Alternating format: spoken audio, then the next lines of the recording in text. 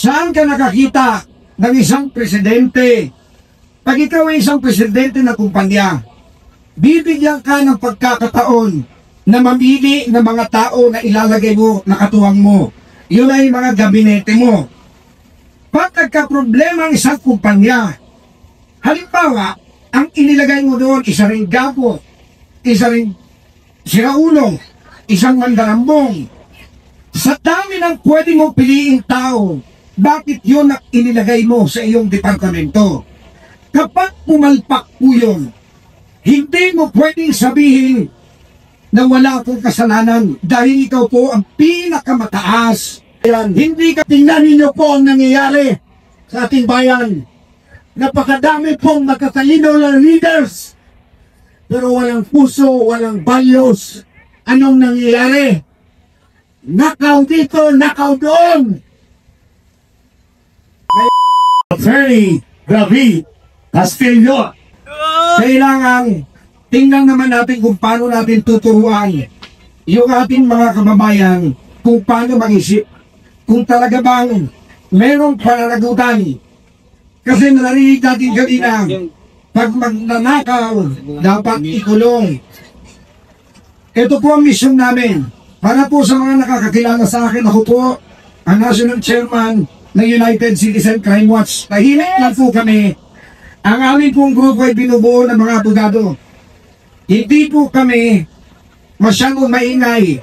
Pero yung mga kasamahan po namin, lalo na ko sa task force kasanag, kami po ang unang nagbuldar ng problema doon kay Saldico.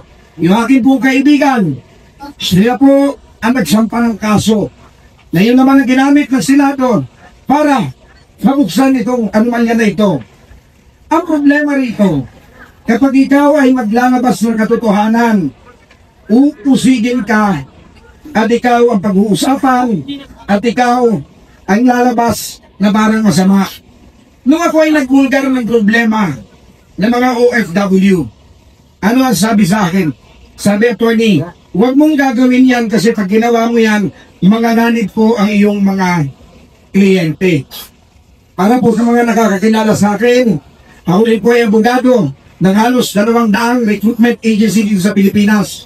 Kaya pag meron pong problema ang ating mga OFW dati, ako po ay nakikita sa Senate hearing, sa Congressional hearing. Pero noong nagka-problema po ang ating kababayan kasi Julie Biranara, kung sino po ang nakakaalala nun, yung pong sinunod, sinasagasaan, nilibig sa disyerto, at pinatay.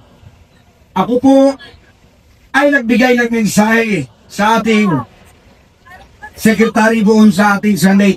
Sabi ko, pwede ba gawin nyo akong whistleblower, hindi lang ako resource person. Gusto kong ibulgar yung totoong pangyayari sa istorya noong namatay na OFW. Pero imbis na ako ay pakinggan, parang ang nangyari doon, parang ako pa ang pumatay doon sa OFW. Gusto ko lang ang mailabas ang problema noon dahil ang totoong istorya hindi buo. Dahil may nakarating sa akin na informasyon, yung katotohanan, babalututin. Iba ang inalabas ng istorya, kaya ako ay naglakas ng loob, pero hindi maganda ang naging kinalabasan. Dito, sa nangyayari na ito, nung nagbulgar ang aking kaibigan at nagsampa ng kaso naman kay Saldico, sila ay binalikan at hanggang ngayon ay meron silang kaso doon. Kaya naman, sabi ko, bilang National Chairman ng United Citizen Crime Watch, hindi po ako nagpo-front sa lahat ng mga kilos ng abogado. Nandito lang po kami sa likod. Ang akala po nila, mga tanga at mga gagong mga tao. Marami pong nakakaintindi. Nagmamasid lamang po ang mga abogado at naghihintay ng tamang tiyempo. Tuturuan ko po ngayon kung gaano kabaluktot itong ginagawa nilang panggagago sa atin. Saan ka nakakita ng isang presidente? Pag ikaw ay isang presidente ng kumpanya, bibigyan ka ng pagkakataon na mamili ng mga tao na ilalagay mo na katuwang mo. Yun ay mga gabinete mo. Pag nagka-problema ang isang kumpanya, halimbawa, ang inilagay mo doon, isa ring gapo, isa rin siraulo, isang mandarambong. Sa dami ng pwede mong piliing tao, bakit yun ang inilagay mo sa iyong departamento? Kapag pumalpak po yun, hindi mo pwedeng sabihin na wala akong kasalanan dahil ikaw po ang pinakamataas. Hindi ka pwedeng magmalinis. Sasabihin mo, ito, ibubulgar ko ito, marami kong kakuha ito, tapos ikaw malinis. Meron po tayong tinatawag na command responsibility. Sa legal po na usapin, ito ay tinatawag na respondeat superior. Ano ibig sabihin nun? Yung negligence ng iyong mga tauhan ay negligence ng nakakataas. Hindi po totoo na porket siya ang nagbulgar ay malinis na po yun. Siya po ang chief executive. Ang ibig sabihin po nito, yung mga iniimbestigahan niya, yun ang tinatawag natin na alter ego. Siya rin po yun. Alter ego doctrine. Ibig sabihin, pag ang sekretary ng isang department pumalpak, huwag kang magmalinis na isang dami ng tao pwede mong ilagay doon. Bakit yun pa ang inilagay mo? Kaya nangurakot, kaya naging kawatan. Sobra-sobra na po itong nangyayari sa ating bayan. Kaya tayo, ang panawagan natin, maghinaon lang tayo. Hindi kailangan ng dahas. Kailangan na natin turuan ang ating mga kababayan. Pag-isipan po natin sa susunod na eleksyon, yung mga gago at mga siraulo, huwag na yung iboto. Kasi yan lang ang paraan para mabago ang ating bayan. Hindi ko na po mahabain. Alam ko matatalino po ang ating mga kababayan. Maraming salamat po sa inyong lahat. At ang sigaw natin, sana bukas bangungutin lahat ng mga kawatan sa gobyerno. Maraming salamat po. Bigat? Bigat? Thank you. Salamat. Thank you. Ay, siya nga pala. Bago na, pinapasalamatan natin ang leader ng presence ng United Muslim in Business Alliance. We support manong anti-corruption movement. Asa na? Ayan na! Yung mga ating mga kapatid na Muslim. Ayan, assalamualaikum sa iyo at assalamualaikum. Okay pa ba kayo dyan? Okay pa. Eric, pupunta ako sa mga audience. Gusto kong maramdaman ang kailang mga hinain at galit. Diba? Andito ka si Yusef? Dito kaya? Nandito pa si Yusef and Yusef. Kahit mga public servants nandito, Yusef. Ayun na Yusef, kilala ka. Ayan. Ako, Ayan, alam mo, pinag-magican ko yan. Doon sa, saan ba yun? Saan ba yung lugar natin? Saan yun? Saan yun? Daka? Sa Daka. Yes. Yusef. Mayroon mic para kay Yusef. Mayroon mic kayo kay Yusef. Yan. Mga kaibigan, palakpakan po natin, Yusef Marjorie Halos Host. Ayan, magandang gabi po. Dahil na lang ako. Ako po ay nagpapasalamat sa inyong lahat at nagtitipon tayong lahat at nagkakaisa para sa isang layunin. Ang layunin natin ay magkaroon ng isang mapayapang at masaganang bansa dito sa ating Pilipinas. Lahat po tayo ay isa lang ang adikain at ang mapakulong ang mga kurako. Tama ba?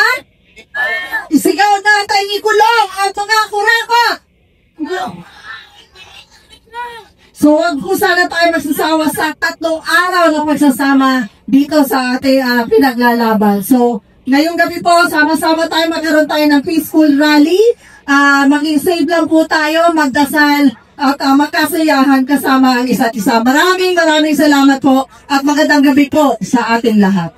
Yusef Marjorie, maraming Mabuhay ka, Yusef Marjorie. Mabuhay, pakikamusta na lang, mga bulit, wala kanila lahat ha, sa ating mga minapahal dyan sa Daka. Okay, meron pa ba? Andito ang chairman ng VIP. Oy! Halika, chairman. Ay, palakpakan natin si Manong, akala ko si Manong Kagit. Ito tayo. Former Ched Commissioner Agamat. Ronald Agamat. Bigyan natin ng masigabong palakpak. Parang bawal ang pakit, mga gwapo, magaganda, sumapalit ha. Akala ko kanya si Manong Xiaobit. Oo ka, alam ko si Maki. Kasi may palugaw si Manong. Mawit ka. Mabuti na lang kahawit ko si Manong Chabit. Pero sino ang gwapo? Ha? Sino? Hindi, second na ako kay Manong Chabit. Muli, magandang gabi sa inyong lahat. Bago ako magsalita, gusto ko lang magpakilala sa aking sarili. Ako po si former Commissioner Ronald Ladamat ng Commission on Higher Education. I was an appointee of Tatay Digong in 2016. In 2016, salamat sa inyong palakpakan. And I served at the Commission on Higher Education for 8.5 years. Napakatagal po.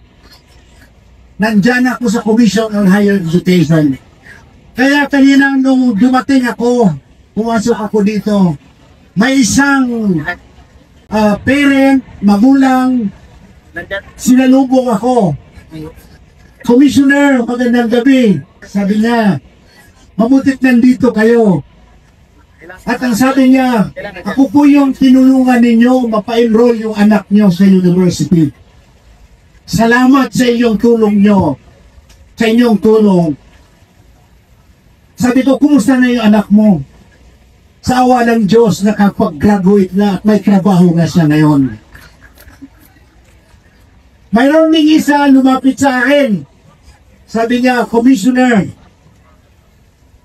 salamat sa tulong mo at natulungan mo yung anak ko from private higher education institution na kapag-transfer sa State University. Dahil po ang State University sa pamagitan ng legislation initiated by Tatay Digong, nagiging free na ang tertiary education sa mga kabataan nag-aaral sa State Universities and Colleges. At marami po ang nakapagtapos ng mga kabataan. Siguro may mga magulang pa iba dito, ang mga inyong anak ay nakapag-graduate na walang binayaran, libre ang tuition, libre ang miscellaneous dahil po sa Free Tertiary Education Act. So, pasalamatan po natin si Tatay Digong. Pwede ba isang palakpak yan? Kaya within 10 years o 8.5 years, pinagbuti ko po ang aking serbisyo. Na-extend pa po ako. In fact, 2024, July, na-end ang term ko, pero na-extend pa ako ng 6 months. At gusto ko pong sabihin sa inyo, may guilt feeling ako, sa totoo lang. Bilang isang educator, alam ko po ang ating educational system. Ang ating educational system ay hindi siya values-based. Hindi siya values-oriented. Kaya kung titingnan natin ang produkto ng mga state universities at iba pang private higher education institutions, hinog sa tinatawag na cognitive development. Ano ito sabihin nun? Napakatalino dahil napakaraming skills ang mga graduates natin. Pero anong kulang? Anong kulang? Hulaan nyo! Walang tinatawag na affective development. Walang puso ang ating mga graduates. Yung iba, hindi ko naman nila lahat. Kaya kung ito ay mga magiging leaders na ating bayan, tingnan ninyo po ang nangyayari sa ating bayan.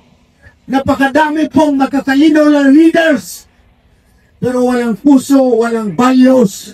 Anong nangyayari? Nakaw dito, nakaw doon.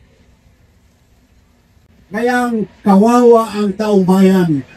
Tingnan po ninyo yung mga nabahaan sa Bulacan, sa Cebu, kung saan pa man, dahil sa flood control scandal. Kaya Ako'y mayroong quote na ginawa. Ang sinabi ko doon, the government is no longer a public trust, but a public trust. Den of crocodiles and kingdom of centipedes. Ano sa Tagalog yun? Hindi ko alam. Sino ba marunong mag-translate? Pilitin ko po na translate. Ang ating gobyerno sa pamagitan natin mga leaders ay hindi na public trust. Hindi na pinagtitiwalaan ng mga taong bayan. At ang tingin ng mga tao ay basura ang isang ating gobyerno. Dahil sa mga leaders natin, ninanakaw ang pera ng bayan. Agree ba kayo doon? At maliban doon, ang gobyerno natin ngayon ay lungga ng mga lungga ng mga buhaya. At ano pa? Ha? Basta yun na yun. Yun na. At maliban doon, ano bang kingdom? Kaharian ng mga sindikato. Tingnan mo, pinagtatakpan nila ang isa't isa. Kaya nakakalungkot po. Kaya ang gawin natin siguro, baguhin natin yung educational system natin, magiging values-oriented, para may product tayong mga estudyante, maging leaders, part of the workforce, dala-dala nila yung values, para wala nang nakawan. At sa takdang panahon, magkaroon ng total rejuvenation ang ating gobyerno. Lastly, mayroon akong kaibigan, sinalubong niya ako dito. Kanina, tinanong ako, Commissioner Damat, sabi niya, ano ibig sabihin ng build during the time of President Digong? Sabi ko, si Tatay Digong nag-establish ng so many infrastructures. Nakikita naman natin lahat ang mga build programs si Tatay Digong. Tapos ako, sabi ko, agree ako dyan. Pero sabi niya sa akin, ano ibig sabihin ng BBM? Sila nakakalam? BBM? Ano bang sabi nila? O, Bongbong Marcos, di ba? Pero mayroon silang ibig sabihin ng BBM. May iba pang ibig sabihin. Ano ibig sabihin? Build better, more. Di ba? Yan ang slogan nila. Build better, more. Pero may lumapit sa aking kaibigan. Sabi niya, Commissioner, hindi po yan ang ibig sabihin. Hindi ko ito sinabi ha, sinabi ng kaibigan ko. Binulog na lang sa akin. Ano ibig sabihin ng BBM? Buhaya, magnanakaw. Thank you very much! Magandang gabi po sa inyong lahat. Thank you, sir. Thank you. Thank you, sir. Mabuhay po kayo. Alright. Okay, sino susunod? Meron tayo dito kasi. Breaking na natin. Kanina, nakita ko yung naisog team na nandito. Andito na ba si Ma'am Monton, ang kanilang spokesperson? Madam Monton, andito na po ba kayo? Okay, kung wala pa naman, tawagin natin si Hex. Lumapit siya sa akin, Ma'am, baka naman pwede, sabi mo nga lahat ng tao baka pwede makapagsalita ngayon. So Hex, halika dito. Isa siyang rider. Bigyan natin na mas dabang palakpakan. Isang Pilipino, tulad natin, si Hex. At gusto ko lang hashtag accountability. Pag-usapan mo yan. Magandang gabi po sa ating lahat.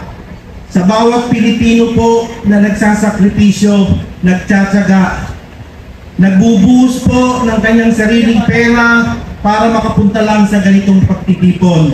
Napakatagal na po kami po ng mga riders ay laging sumasama sa pagtitipon na ito kasi galit na kami.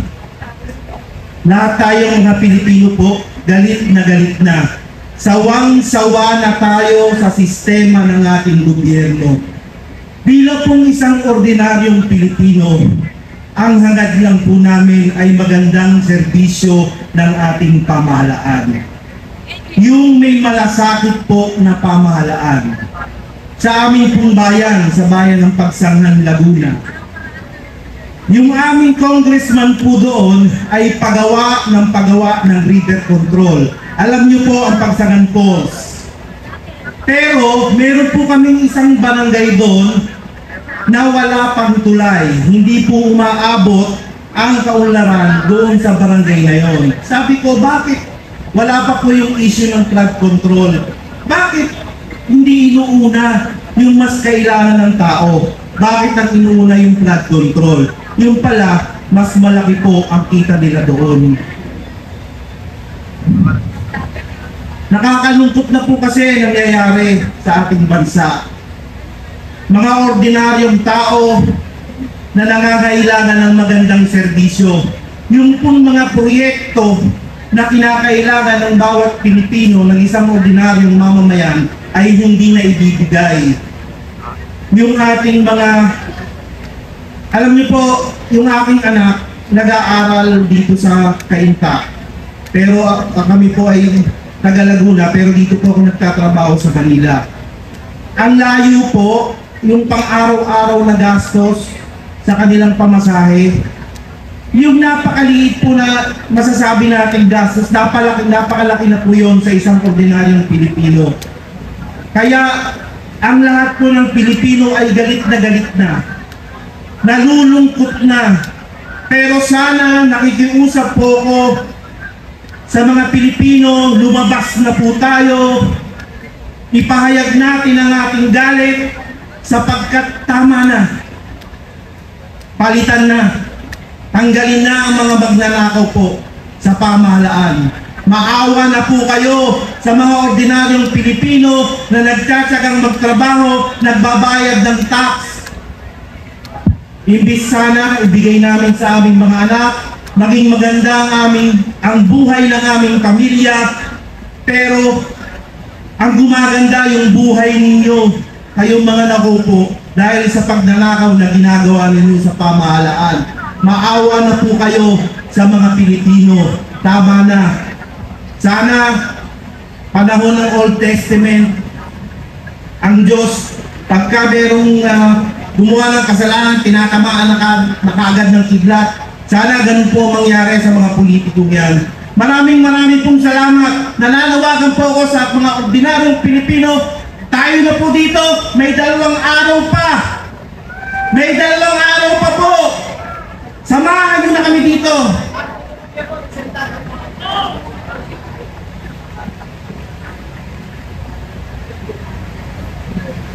Bilang isang riders po, 2 gulong lang po ang pagbumotor. Yung mga kakalsadahan po natin, kung mapapansin nyo, yung kalsada namin, yung asfalto, mahinang klase, medyo mapalubak kami, magseself lang, magkakaroon ng aksidente. Hindi ko po maintindihan kung bakit walang malasakit yung mga nasa DPWH na yan, yung mga kongresistang magnanakaw na yan. Bakit wala po silang konsensya at malasakit?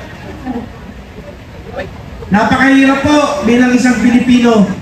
Alam niyo po, kaming mga taga-probinsya, pumupunta ng Maynila para maghanap ng trabaho at dito makakita ng magandang oportunidad. Napakaganda sana po nung pabahay. Pero kami mga taga-probinsya po, ayaw ho namin dito na tumanda sa Maynila. Dito lang po kami naghahanap buhay. Pero nangangarap na magkaroon ng sariling bahay sa aming kinalakihan na lugar. Nagtayo po ng vertical housing, dumaan sa local government unit, Pero nababalitaan namin yung mga kabkungan na ginagawa. Sabi ko, high-rise, yung mga pinapatayong bahay. Baka isang lindol lang, kumuhura yung mga housing na yan. May napanood po ko sa internet, yung mga advocate po sa mga housing, nag-suggestion sila na sana magkaroon ng pamahalaan po ng paupahan, na murang paupahan para sa mga manggagawang taga-probinsya. Napakalaking tulong po nun. Imbis lang yung, alam niyo po yung AX, yung mga ayuda sa local government, ano ba yan, hindi naman lahat nabibigyan. Maganda po yung mungkahi ni Senator Marcoleta. Sana yung makagamit ng 2,000 pesos na sa kuryente, libre na. Or ibili na lang ng mga gamit sa farming para bumaba ang presyo ng bigas. Alam niyo kung may political will lang, yan po ang nakita namin kay Tatay Digong. May political will, may malasakit, at may tapang. Yan ho ang kailangan ng isang ordinaryong Pilipino. Hindi yung mahinang klase ng leader. Nauulit lang po ang kasaysayan. Huwag nagnasalang pahabain pa ang pahirap ng tao. Kaya po bilang ordinaryong tao, sumisigaw kami. Nakikiusap kami sa iyo, Ginoong Pangulo. Parang awa mo na. Gawin mo na ang supreme sacrifice. Parang awa mo na. Pakiusap na po ito. BBM, resign. Para po sa mga ordinaryong Pilipino. Huwag na po sa mga ibang politika o politiko. Sa mga ordinaryong Pilipino na lang po. Hirap lang po kami. Yung pong ating pagtatasa ng sahod sa syudad at sa probinsya, hindi po nagiging sapat, sa totoo lang po. Hindi po sapat ang tinatanggap na sahod ng isang ordinaryong Pilipino. Gasolina, pamasahe, pagkain, napakataas po ng bilihin. Huli lang po, sabi, 60 pesos na. Into $1 na ang palitan po ngayon. Pabaksak na ng pabaksak ang halaga ng piso.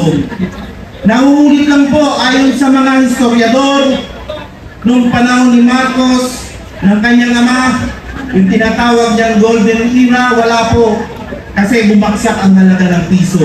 Nauulit na naman po ngayon. Kasi meron tayong mahinang klase ng leader. Kaya nakikiusap po kami, Ginoong Pangulo, yan na sana yung maging legasiya sa bawat Pilipino. At ikaw ay hindi namin kalilimutan, titignan ka pa namin, patingala.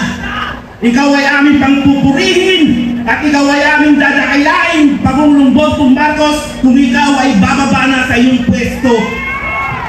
Kinakailangan po ng supreme sacrifice mo. Maraming pong salamat sa inyong lahat.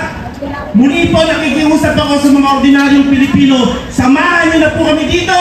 Ipaglaban po natin ang karapatan ng ordinaryong mamamayan sa magandang pamahalaan, sa magandang serbisyo ng pamahalaan. Bongbong Marcos, please resign. Maraming salamat. Salamat, thank you. And now we're going to give you the address from the Theater Tuban Skyroller. Kamusta po mga kapwa ko Pilipino? In behalf of my friend Yusek Gani Makatoman and Atty.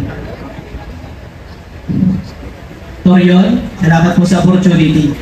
Ako po isa sa hanay ng mga small business owners na kasama rin sa mga namomroblema sa nangyari sa ating lipunan. Magandang gabi po. Ako po si Arvin Urubia, founder and miyembro ng Kasosyong Malupit Group. Bago po ako umarap sa inyo, isa lang akong simpleng negosyante na gaya ng napakarami sa atin.